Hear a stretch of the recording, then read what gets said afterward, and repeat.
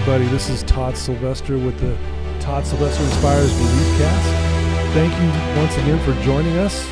I want to thank all of you for believing in me and for all your support. This has been a wonderful experience, and I am grateful today as well to have an amazing person that I really look up to. He's been a really good friend of myself and my family for years, and he's helped me out in so many ways. His name's Richard Ostler. Thank you for joining us. Great to be here, Todd. Yeah. We've known each other for how long has it been now? 25 years. Has it been 25? Yeah. That makes us feel old, right? I know, and that's post high school, so we are old. Yeah. Richard's he's a former YSA bishop and a small business owner. You know, you speak at firesides and conferences. You fully embrace the LGBTQ Latter-day Saints. You see their gifts. You give them a voice. You have a podcast, the Listen, Learn, and Love podcast. And we were just talking before, you've done 270 podcasts. That's amazing. It is. And as you know, as a podcast host, it's an honor to bring voice to other people. Yeah. And so you can amplify other voices of awesome people that we both met in our journey to help understand other people. And the podcast is just a great platform, particularly in the space I'm in, to amplify voices of LGBTQ Latter-day Saints. That started when I was a YSA bishop. I'd never really met anybody that was and sort of had priesthood responsibility. Yeah. And I've just sort of kept doing that and trying to do the best I can to amplify their voices. Yeah. Well, I'm so glad to have you on. I really am. This is your second time being on. Honored. And I remember when I first had you on, I was like, man, I can't wait to have you on again because there was so much to talk about. I do want to mention that you're a devout, faithful member of the Church of Jesus Christ of Latter-day Saints. You make no apology of that. But what I do love about you is that you really look at those who have maybe at times been ousted or have been looked upon as, you don't belong kind of thing, again, in the gay community out there. And you have really given a voice to people who have felt like, who do I even talk to? And I'm telling you, you have really made an impact, not only on myself and my family, but thousands and thousands of other people. Thank you. Yeah. Honored. It's awesome. You're married to your beautiful wife, Sheila, and you have 6 children. Is that right? That's right. And several grandchildren. What does several mean? That's a big 3. number. Okay. 3. So we're honored to have 3. 3 is good. 3 is good. Well, I do want to thank real quick our sponsor, Veracity Networks. Thank you for believing in me as well and allowing me to move this message onto many more people, and without your help I couldn't do that, so I need to give them a shout out. And so I'm just excited to sit down with you and just chat and have people get to know a little bit more about why you even did this podcast in the first place, and just some background there I think will be really good. And let's kind of maybe start there. Yeah, my journey, as I briefly mentioned, I was a singles ward bishop, a congregation of unmarried Latter-day Saints, and I had a couple gay men in the ward, and it was the first time I had priesthood responsibility for a gay Latter-day Saint, and that shifted everything for me, and I thought, what do I need to do to help meet the needs of these wonderful members? And I spent a lot of time listening for the first time. I thought in my brain it'd be better to me to listen to gay Latter-day Saints tell me about gay Latter-day Saints, and straight Latter-day Saints tell me about gay Latter-day Saints. So over a period of time, I tried to deprogram myself for everything I picked up about LGBTQ people and let LGBTQ people tell me about LGBTQ people, which is a principle of all groups that you amplify voices here on your awesome podcast. And that just gradually moved into saying things on social media about LGBTQ people. And my son-in-law, who commuted in D.C. at the time, said, your Facebook posts are too long, you ought to do a podcast, because I could listen. And kids are brutally honest with you, right? Yeah, and so I thought, I need to listen to a podcast. So we started a podcast, and I thought it would just be me talking. But quickly, I felt impressions from Heavenly Father. That would be a great platform for LGBTQ people to share their story. And that's what really makes the podcast go. Right. It's not really me. It's the people I bring on the sure. podcasts and their ability to share their story. And it's a pretty safe venue, as you know. So if I'm for the first time want to listen to LGBTQ people and I'm worried I might say the wrong thing if I meet with someone face to face, it's a great platform just to learn. And grow, so you can better meet the needs and see LGBTQ contributions and sort of understand their unique and difficult journey as a Latter-day Saint. Wow, that's awesome. Well, I think because of that decision you've made, you've really helped so many people in that area. You mentioned something just a minute ago that really struck me. You said I had to deprogram myself. Explain that a little bit, because I think that's helpful for all of us to hear this, because I think I know what you meant with it, but let's maybe go into more depth. Yeah, my spiritual impression is that I had internalized homophobia and transphobia, and I think that's true of racism and sexism and other things that are part of me that perhaps innocently I picked up. I'm 59 years old, and it's pretty hard to see those within ourselves. And particularly with LGBTQ, I just felt a feeling that I didn't know what was accurate or not, the opinions that I had formed about this community. So my impression was, to use a computer term, I wiped my hard drive clean and just said, I'm going back to square one. And then it just had this desire to be filled up with accurate information. And I felt most of that should come from LGBTQ people and parents of LGBTQ children. Yeah. So I started listening to stories and just felt myself being programmed the way God wanted me to see this group of people. And that's been transforming for me. And I call it sometimes the trap of unearned opinions. It's easy to develop opinions about Black teenagers, people with addictions, just different groups that we're not a part of. It takes more humility to say, I'm not going to form an opinion about a group of people until I meet people in that group. And then I can better learn about that group. And it takes a lot of humility sometimes to do that, because we might recognize our own internal errors and bias in the process. And for some, that can be pretty unsettling. And we're aware then of the pain we perhaps have caused others. So that's what I love about your podcast and the podcast platform in general. Wow. That is powerful. And I think, you said that's challenging, because again, we form our opinions and then we think we're right. And I know I'm guilty of that.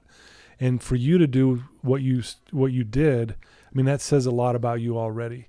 And I think that's why your podcast has been so successful, is because we talked about it when I think I was actually on your podcast. We talked about that wounded healer, so to speak. Good memory. That authenticity. I think you wanted, people who know you, you're very authentic.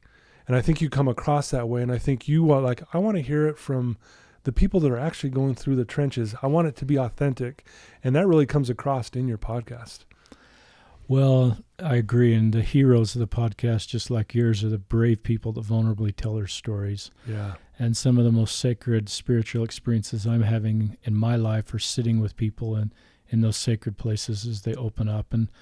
And you're right, people are healed as they vulnerably and authentically share their stories. We heal each other by being vulnerable and honest versus projecting this perfection mindset that is often unsustainable and not real. And so I think we do better when we're just honest and vulnerable and real. And you're good at that. You were great on the podcast and with your life ministry as you talk about your own journey. When I see you in front of schools and high schools and speaking in the public settings you do, I just recognize those people are learning valuable skills about being honest and vulnerable and giving hope to other people that they can overcome difficult things. Yeah. Wow. Thank you. Very well said. Well, we were talking about this before as well. You're actually coming out with a book in September of this year, and it's called Listen, Learn, and Love, Embracing the LGBTQ Latter-day Saints. And so tell us a little bit about that and kind of why you decided to write a book. Good question, Todd. As other allies in this space know, I just get, most mornings I spend the first couple hours at work, and luckily I'm a small business owner, and I report to myself and my clients, I guess, and I just spend a lot of time answering questions that LGBTQ people, LDS parents, and local leaders have about this space. And I just felt over time that a book would be helpful for lots of people. So Cedar Fort, an LDS publisher in Utah County, reached out to me, and Oh, really? and at the same time, I felt impressed to do a book. Steve Young, our NFL quarterback, is writing the foreword to the book. We've become, Nice. that's kind of name droppy. We've become really good friends, and he's an That's active awesome. Latter-day Saint and also supports LGBTQ people in this way. And we've never talked football. We just talk about how to help LDS LGBTQ people and create better understanding in this space. But the book is a little different because it's not just one story. It's not my story.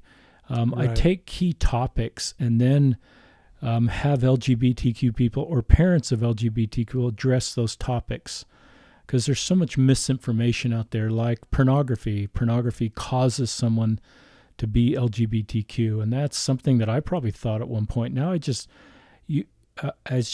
that's a false statement, and Right. there's probably 30 different false statements in the book that we may say that aren't accurate. A lot of church quotes back up dispelling these false statements. So it's not new doctrine. It's just understanding science and society. Pornography is something you need to try and something to get addicted to. Being gay isn't something you try and then become gay. It's who you are Yeah. and how you were born. So there's a difference there. Pornography is something obviously I encourage people to overcome, but it's very different than just coarse sexual orientation, Exactly. which is not within our agency. Yeah.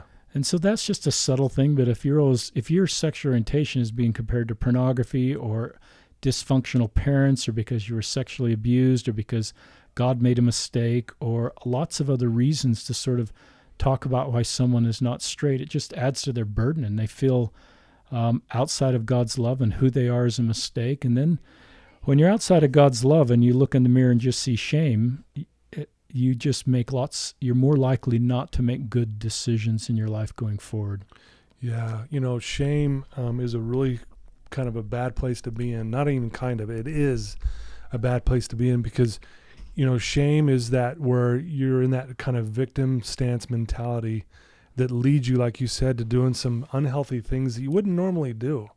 But you're trying to mask that hurt and that feelings that you have around that. And so the way you just said what you said was so well put.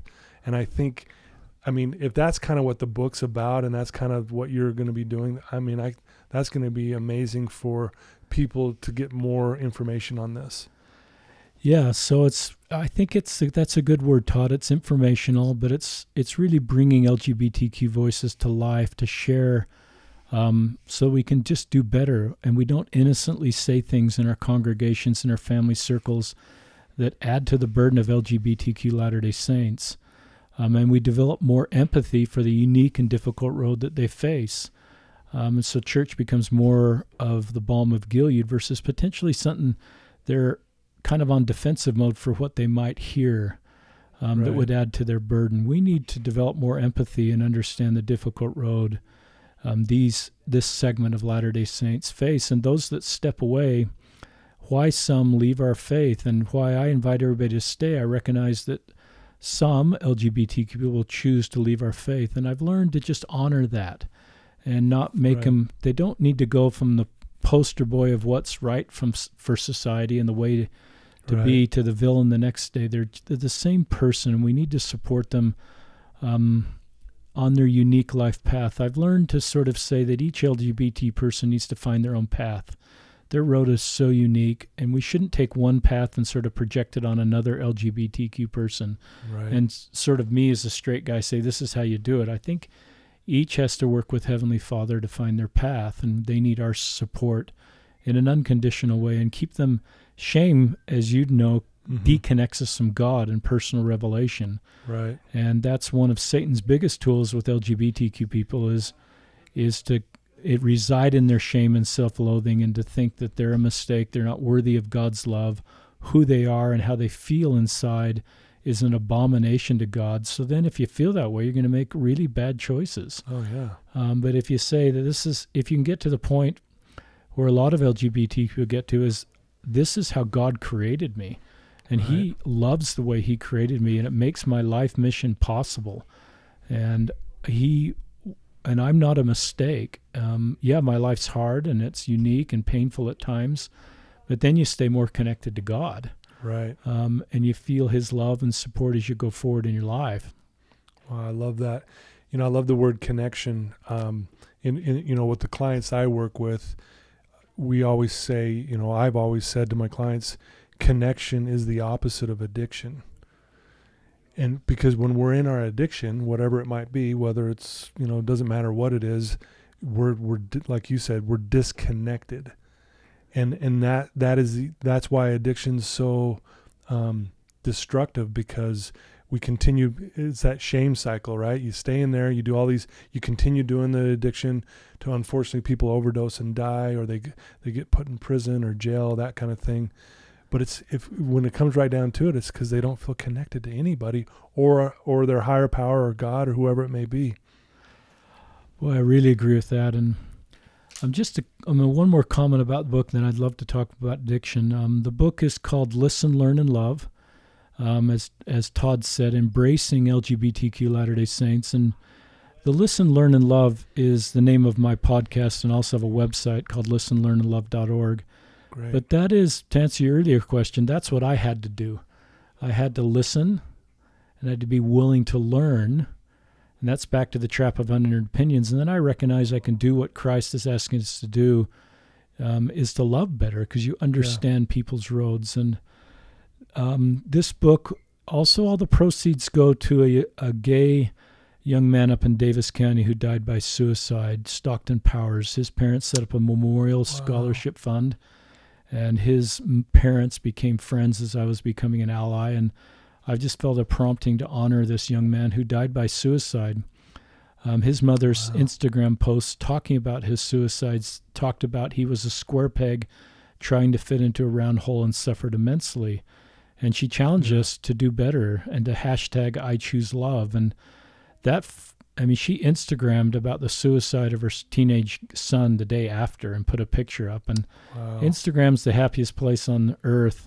Right. But I love this visual imagery of a square peg trying to defend a round hole. And we recognize, the science teaches us, a square peg representing a gay Latter-day Saint. You can't become the round peg. You can't do something to become ungay. Just like I have blue eyes, Todd. I can't do something to have brown eyes. Right. I'm right-handed. I guess I could learn to use my left hand to some extent.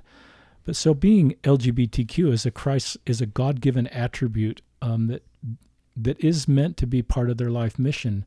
So we need to take these square pegs and create square holes for them, so that they fit in, and that who they are needed members of our church and society, and they have unique gifts and contributions. And if we want to find a bad guy in society or talk about society going downhill, let's talk about ISIS or fatherless society or murder, and let's move beyond demonizing LGBTQ people as a sign of the last days. Yeah, there's some LGBT people that want our church to fail and do really bad things, but there's straight people that do the same thing. Exactly. So let's don't pin it on just a group of people.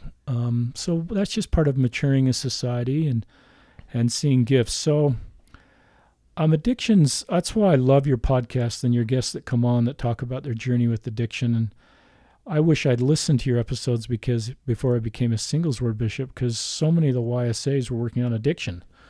And and I've just recognized that I don't have the training you do. I have no clinical training, but just in my personal journey to minister, I've recognized we need to de-shame, just addiction. Right.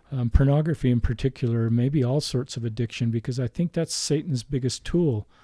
Right. I'm going to read an Instagram post. Yeah, please. If I can find it really quick. Let's see how fast my fingers work on my phone. Yeah. But this gives you an idea of just working to solve porn, ? It's usually not rebellion from God or desire to make bad choices, but a coping mechanism to deal with stress, anxiety, and loneliness, or escape the realities of your situation. Yeah, it's a sin, but don't go down the shame road of self-loathing and thinking you are unworthy of God's love. Satan doesn't win if you sin. He wins if he can get you to believe the lie that you are unworthy of God's love. Nothing you can do can take you outside of God's love. We don't need to be perfect now. Make steady progress. Learn from your slip-ups. God loves you. Oh, that's powerful. So well said. So I've recognized these cravings and these triggers and just, whatever the addiction is how people's brains are wired. And we should just recognize the brain is craving something the brain thinks it wants. Right. And there's no shame in that. Yeah. It's sort of, and that's where your work with your clinical work is helping people to manage that process so they learn not to act out in a way that's inappropriate and manage those cravings. But, right. And then even when you mess up, I've learned messing up is often part of the process to make progress. Right. I like to talk about the difference between lapsed and relapsed. Lapse is where you mess up, but you use it as a learning experience to go back to your prevention plan and say, what happened here? Yeah. What's the backstory of why I messed up right now? Relapse is where you just throw in the towel and binge whatever your addiction is. Yeah. And so I think God doesn't expect us to be perfect, and he's really happy with us as we make steady progress, and he recognizes we mess up, and I think he's okay with that.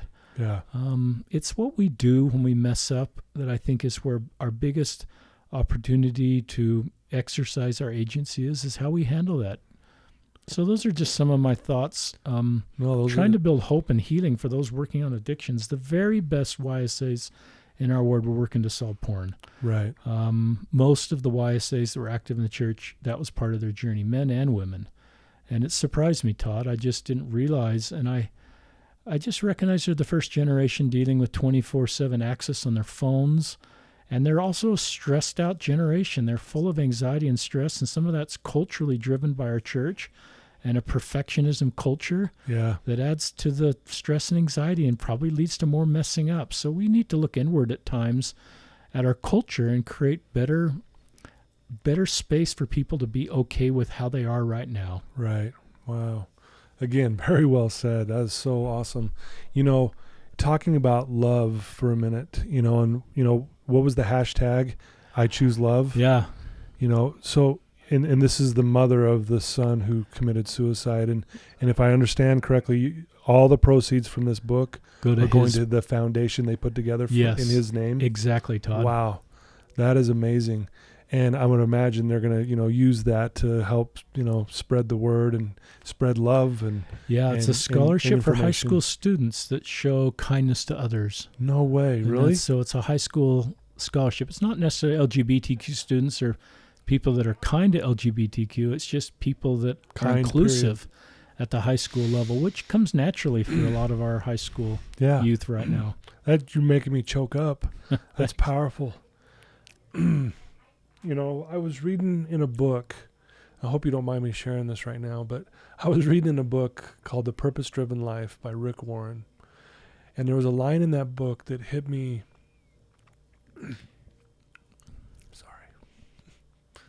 that hit me really hard.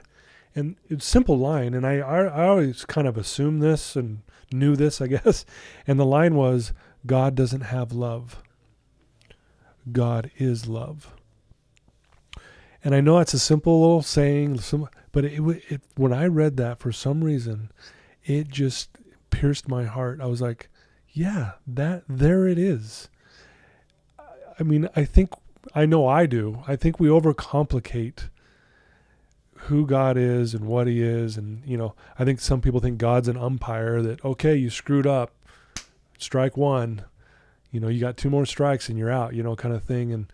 And as you were saying that, reading that post, and when that hashtag, I choose love, I think when you do that, you're really choosing God or connecting with God. And I just want to add that one of the things I've been really challenging myself, my family, and my clients is that if God is love, we are too. And then how do we connect with love? We give it away.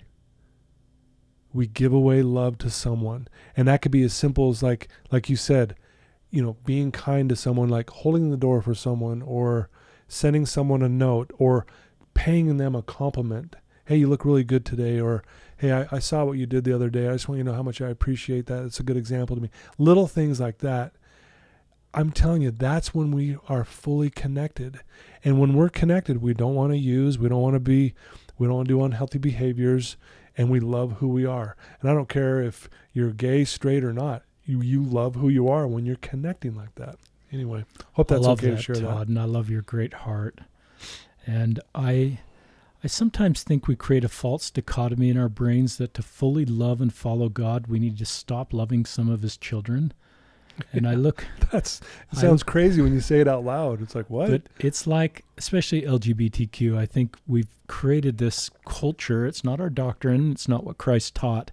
That I need to separate myself to fully love and follow God from some of his children that may not be on the covenant path, so to speak, or doing what God would want them to do. And obviously there's straight and LGBTQ people outside the teachings of our church. But I look at the New Testament, and it said, love the Lord with all thy heart and love thy fellow man as thyself. I look at those as equal commandments. In fact, in Moses, and this is I've written in the book, and I can't quote it, that's a scripture in the Pearl of Great Price for you Latter-day Saint listeners. It talked about actually loving our fellow men and then loving God. They were reversed. It wasn't, and so I just think they're equal co-commandments. Yeah. And I think sometimes we create a feeling that obedience is like the first law of heaven, and I don't want to discount that, but I think they're equal commandments to love and be obedient. Yeah. Religion for me at my age at 59, I'm not perfect, but I'm not struggling with major obedience issues and a good relationship with God. So religion for me is a verb now, less about me and my personal journey and more about my relationship with other people. It's an action word to reach out and help other people the way many of our listeners are doing. Often that doesn't show up on an LDS Tools calling. Many of you out there might not even be LDS, but you're serving other people. Religion is a verb for you because you're looking at the life of Christ, and he practices religion a lot by going to marginalized groups of people and helping them feel his love. Yeah. And helping them feel people like them that society said wasn't worthy. He went and said, you're worthy. The woman at the well, the Canaanite woman, Zacchaeus the tax collector, the woman with the garment. There are just so many examples of unclean, quote-unquote, people that Christ said, no, you're clean to me, and I'll be with you. Yeah. So there's a doctrinal foundation in what you're doing and what listeners are doing, and what I think we need to do as a church and society is to love people. And I just don't think we can love people too much. And we just leave decision-making and judgment to Christ. This is a slightly unrelated Instagram post. It's a little bit back to our first topic, but want to lower anxiety and stress for LDS youth and young adults? Eliminate these words from your vocabulary: perfect obedience, exact obedience, and sin-resistant generations. Set realistic goals about your best. Learn from your mistakes, and with Christ look forward. And it's not meant to stop focusing on obedience or or sort of saying sin's okay, but sometimes for some personalities in particular that are OCD or have a hard time feeling like they're ever good enough, no one can be perfectly obedient or exactly obedient or sin-resistant generation is sometimes something that it infers that we as parents can create an outcome for our children that they are so good and our parenting skills are so good that they will be sin-resistant. And it creates this unreal expectation that just adds to shame and self-loathing and not measuring up. And that's Satan's greatest tool. And so I just think we can do better. Yeah. And when you said that, I deal with a lot of clients who, they're perfectionists, and if they don't quite hit the mark, which they never do, they feel, depressed and shameful and not good enough. And it's amazing what forms there. Is there some more that you need to share? Yeah, I mean, I talk a lot about suicide, which is something obviously you help people from a clinical perspective and your podcast, but suicide becomes a real option for people with addictions. They just someone told me, you tell me there's a light at the end of the tunnel. There's no light at the end of my tunnel. Yeah. I don't have any hope that you're talking about. And for those people, you just sit with them in their pain. You point them to a good therapist. You have to build hope that eventually there'll be a light at the end of the tunnel to give them something to hope for. But if you're suicidal, please tell somebody, and please just choose to live another day. But I validate how you feel and the burdens you feel. And I love this model of suicidality that Fallon teaches that I've talked about a little bit on the podcast. It's 3 circles. It's you're a burden, perceived burdenness. Second one is a feeling of not belonging. And the third one is a high acquiredness for risky behavior. So if you're LGBTQ, you feel like you don't belong in our church or society, and something that's outside of your control to change. And then your burdenness sometimes feel like I'm messing up my eternal family because I'm gay. Yeah. And the whole family's worse off because they have a gay member. And then if they're risky behavior, so that model helps me particularly for LGBTQ Latter-day Saints to recognize why they're suicidal. So we have to help them feel like they belong. We have to feel like their family's better off having a gay LGBTQ LGBTQ member. And a lot of parents get to that point where our family is better off because we have somebody that's part of this community in our family. Yeah, wow. And so love that. If you're suicidal, please choose to live, and please reach out for someone that's help. And it's a difficult spot you're in. Yeah. A couple other quotes that come to mind, Todd, I think of Mormon sort of things we say, and we often say about the gathering of Israel, which is in our faith something we talk about. And I think I visualize a couple praying by their bedside that they'll find the truth, and the missionaries knocking on the door. And that's certainly part of the gathering of Israel. But I also think the gathering of Israel is our own members that are struggling. Yeah. Our LGBTQ members, they're part of Israel, and we need to do a better job of gathering people working through addictions that feel like people like them are no longer welcome in our church.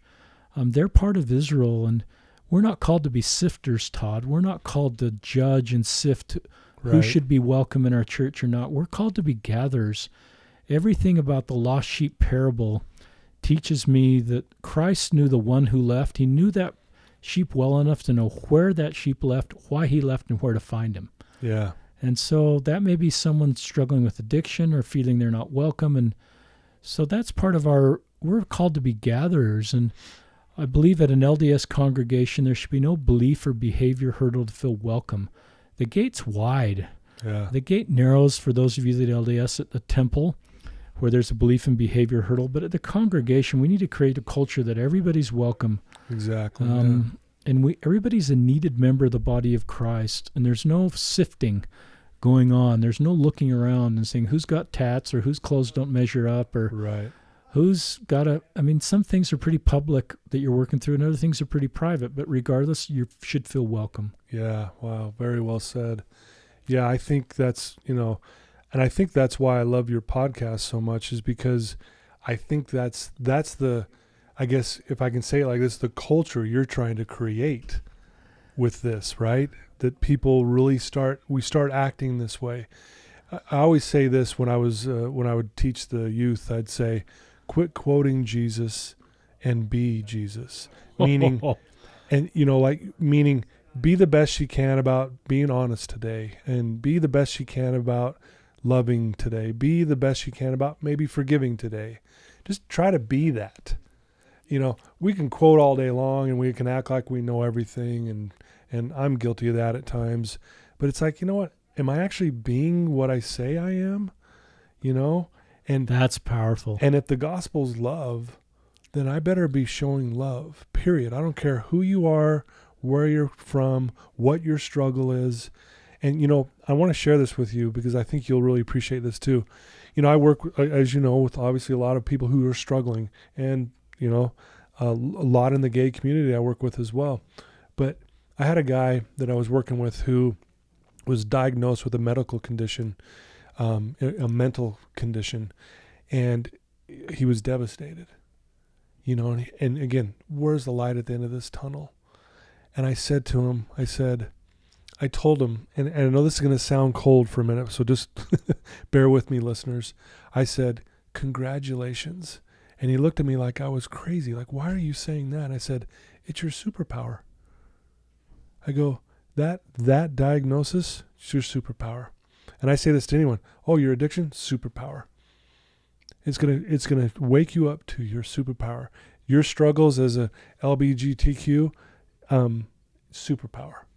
Because it's going to cause you to have to dig probably a little deeper than maybe someone next to you. But because of that extra digging, wow, lucky you. Because you are going to grow and you're going to change the world because of this. So I wanted to share that because I know you would feed off of that, because I think that's... I love that. I truly believe that. I think that's what Christ would say if he were on the earth or meeting individually with people. I think we heal people and being vulnerable, and we become the wounded healers. Elder Holland, in his talk about the broken vessel, did that with his own emotional health. And right. Our love for Elder Holland only increased with him being honest and vulnerable. Yep. And we can do that as leaders and as fathers and as male. We're both male here, obviously, but sometimes we create a feeling for what we should be as a father, as a husband or male, or a church leader that doesn't have any of this vulnerability. I was seeing a therapist, Todd. Why? I was a YSA bishop. Really? I've seen a therapist twice in my life, and wow. It was mostly just because my emotional gas tank got so low, dealing with so many complex things that I needed a therapist. But I never would have thought to tell the YSAs that their own bishop. And if I were to do that all over again, I'd tell them. Yeah. And I don't think it would have diminished my role in their lives or how they looked up to me, or that's probably not the right term. I think it would have humanized me even further, that they would have said, wow, the bishop's seen a therapist. You need Jesus and a therapist sometimes. Yeah, for sure. And so I wish I'd been more honest about that. Mm-hmm. And I recognize addictions for LGBTQ people are often just a way to deal with the pain. And so my empathy for LGBTQ people working on addictions is pretty high, because I recognize there's so much pain that they have felt from society, from families, from church, and you got to deal with the pain. And so, you deaden the pain, and so then you've got to move beyond that. But if we can do better, I think LGBTQ will make better decisions, because they're not dealing with so much pain that perhaps we're partly accountable. I am. Right. I am accountable for the things that I've said in the past that have added to the pain of others. Sure. Yeah.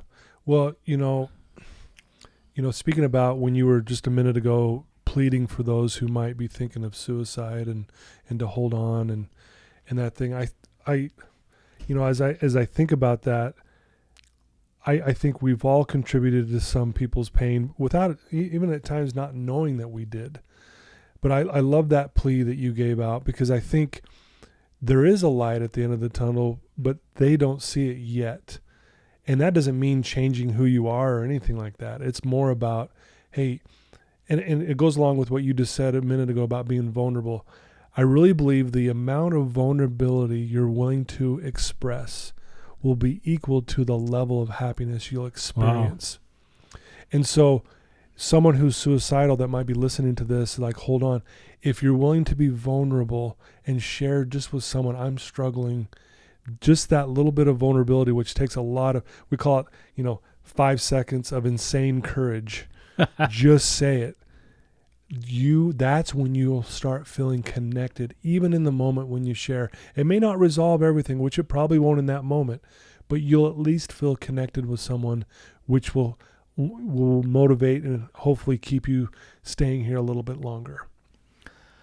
I love that. And I love that. And I think, a couple things come to mind. I've had the chances to offer priesthood blessings, not as an LDS leader, because I'm not. I'm not a bishop anymore, but just as a trusted adult that holds the priesthood in the church, and I've blessed some of the most valiant premortal spirits that are LGBTQ. Mm-hmm. And their unique life mission and their gifts and contributions, God understands.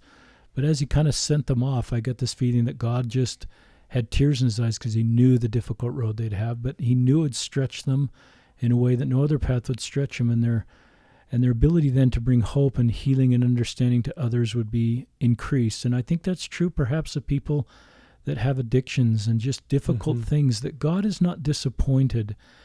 He wants you to overcome those and work with people like Todd and therapists and be open and vulnerable. But as you overcome those, you have more empathy. And I've always wanted the conference talk that says something like, we do have conference talks that say don't sin, and that's true, and I agree with that. But sometimes the process of sinning, which I'm not inviting people to do, the process of overcoming that brings increased Christ-like attributes into our lives, of empathy and understanding and love and kindness, and that's transforming in a way that no other road would allow. So that's not inviting people to sin, but it's recognizing mortality is full of sin, and we're all imperfect. And so I think that's the way loving God, the atonement is just available for all of us. It's not when we mess up, we're back to square one. It's not like, okay, if I've messed up with whatever addiction, I'm back to all over to square one, and all the atonement I've done and the work I've done is for naught. It's not. That's the way Satan wants you to feel. It's a journey, and a slip up and a reset is just part of the journey to overcome this. And it's okay to be where you are and not measure yourself against other people. I'd love to tell one story. Please. I went to my 40th high school reunion this summer. I'm a Highland High graduate, a high school in Salt Lake City, and I sat in the auditorium and I watched the pictures of those that had died from our class. And there was a guy who died, and I knew he was gay, and I knew he was LDS. And as a high school senior, I didn't know I could be his friend as a Latter-day Saint. So I separated myself from him. And he, like many that graduated from my class that were gay, there were just a few, but that era, 1979, the only place they could sort of have a feeling of belonging was usually big metro cities. And that's where they went. And often that involved just a faster road because no other roads were really available. And that would include the club scene and drugs and alcohol. And I'm not sure this man took that road, but he eventually died of AIDS. But he was one of the best and brightest. And as I saw his picture, and I write about him in the book without a name, then that same week I met with Luke Warnock, who graduated from Corner Canyon High School as a student body president and a star member of his basketball team, who came out as gay. And he came over to visit me and came on the podcast, and he brought his high school friend with him, his fellow teammate, who's preparing for an LDS mission. Luke's not a member of our faith, and Luke was on the podcast, and I just recognize how much progress we've made in 40 years, that Luke could come out in high school and his straight basketball friend, and there may be some weird dynamics with the straight, being in the high school sports scene, but it was a non-event to his friend. That his longtime friend is come out as gay and is dating men. And Andrew is the straight guy that is off preparing to serve a mission. And I just thought, what a great spot that Andrew is in, and I wish I could have been in that spot. Because Andrew knew he didn't have to choose between his gay friend and his church. Wow. He could be a friend of both. And his gay friend just was fine that Andrew was serving a mission. He just wanted to feel love and support for his path, and that he wasn't becoming the poster boy for what's bad in the world. And but I thought of Luke, and I thought Luke's going to go to his 40. He's going to be alive for his 40th reunion. And as the student body president, he's going to walk in there and be loved and supported and have a wonderful life. And my friend's gone. And so I looked at the progress we're making, and I wish I could go back and be a better friend 40 years ago. And some of you may feel the same way, but it's what Todd's sharing here. It's love. We don't compromise anything by loving other people. We don't follow God better by separating us from some people. It's a false dichotomy that culturally we may have created that we can learn to overcome. And we just leave all judgment, we leave all sifting to the Savior and his perfect understanding. And even if there's people that step away from our church, that's concerning to us, and we wonder about where they'll be in the next life and their eternal salvation. But I call it sad heavens. Sad heavens when I mourn now a future outcome. It's like me mourning my Dodgers losing again in the World Series and feeling all emotional pain now. But for those of you that have that are active in the LDS Church and have family members that have stepped away, don't feel sad heaven now. We have loving parents that have this beautiful plan of salvation that want to get as many of their kids that want to keep making progress back. So let's do what we can do. Keep our family circles together. Yeah. Make sure there's no empty chairs at the table of vacations and playing golf and now, and not worry too much about the next life and who's going to be at the table and who's not. Let's leave that at the feet of our Savior and not feel sadness now about a possible future outcome. And that's what love does for us, Todd, is we just love people. And we love them where they are and recognize everybody's on their own path. Wow, love. So well said, Richard. Thank you so much. It reminds me of a quote that don't have memorized, but it's by James Allen, and he says, to the extent, if you're one of those who are praying for and looking for a better world beyond the grave, here is a message of gladness for you. You may experience that world now. And I love what you were just saying there. It's now. Let's fill the seats now. Let's don't, hopefully they're full. No, let's do it now. Let's make sure our gay family member is sitting at the dinner table with us. Our gay friend is sitting at the dinner table with us or at lunch with us or wherever. It's now. Let's do it now. And let's all be vulnerable. And when we do that, we'll experience so much more happiness and love in our lives. But thank you for sharing that story. That was powerful. And I love that, Todd. And my journey to sort of help LGBTQ gradually shifted from seeing myself as the Good Samaritan rescuing somebody to being rescued by LGBTQ people and the things that they taught me and are teaching me about the gospel of Jesus Christ and vulnerability and honesty and being authentic and their Christ-like attributes to minister particularly to other people on the margins, Black, undocumented workers, people with addictions. So my personal journey is better off by having LGBTQ people in my life, and I believe our society and our church is missing out. We have a responsibility to help them feel a feeling of belonging, but they have gifts to help us grow if we're not part of that community in ways that perhaps we can't grow. Absolutely. And so that's part of the beautiful plan here of getting to know people, and it takes a little work to sort of understand other groups of people. Yeah, wow. That's awesome. Thank you so much. If people want to reach out to you and, maybe they haven't heard of or listened to your podcast and then about your website and things like that, what would be the best way? Thanks, Todd. For them to do that? I'm Richard Ostler on Twitter, Instagram, and Facebook, and my high school kids called me Papa Ostler, so that's kind of a nickname that I've carried through on social media. And so you can DM me there. I'm the oldest person on social media. I'm 59, and I think that's one of the things God got me into. Right. But we did start a website, listenlearnandlove.org, and my email address is there. My email is richard@ostlergroup.com. That's just a work email that I use for personal reasons, and you're welcome to email me. And I'm open to criticism, by the way, because I think it's my job as an ally is to listen to criticism. Some of it is valid and some of it I've moved on from, but I'm open to hearing people that are critical of my message or feel it should be improved, because I want to be a voice of LGBTQ people and do it the very best way I can for LGBTQ people, not sort of the very best way that me as an ally. So that's part of my journey, is to continue to try to learn and understand better. So thank you for the chance to share my contact information, Todd.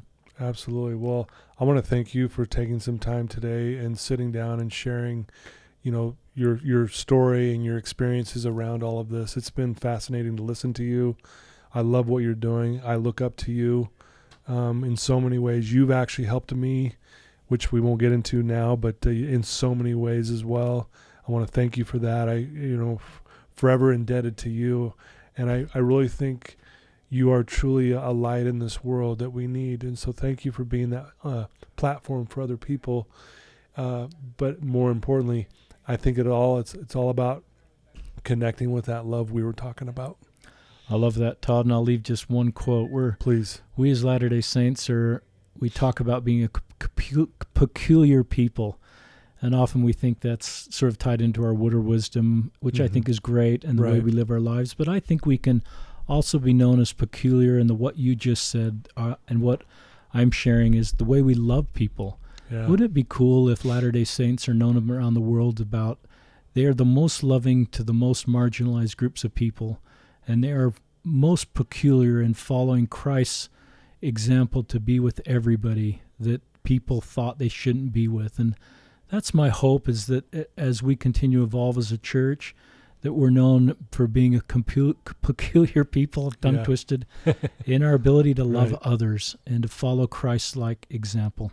Thanks for having me, Chance, and thanks, Todd, for your friendship and your unique, beautiful ministry. Someday you're going to get on the other side of the veil when you're 95 or 100, and you're going to get a full totality of your unique ministry and the hundreds of lives you've blessed, and with your life and your unique journey. And so thank you for what you're doing and the lives you're blessing. Thank you so much. Well, folks, there you have it. There's Richard Ostler, man, amazing man, an amazing person with amazing insight. And a shout out to the LGBTQ community. We love you guys.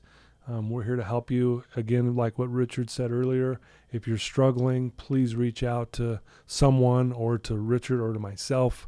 We'll obviously be there to help you. Please be, looking for Richard's book, Listen, Learn, and Love, Embracing the LGBTQ Latter-day Saints, coming out September 2020 this year. Looking forward to that. Steve Young wrote the foreword. That's really cool. But yeah, thank you so much for believing in me. And again, like I said, another amazing individual. This is such a neat experience to be able to sit across and listen to these stories week after week. So thank you for believing in me, and till next time.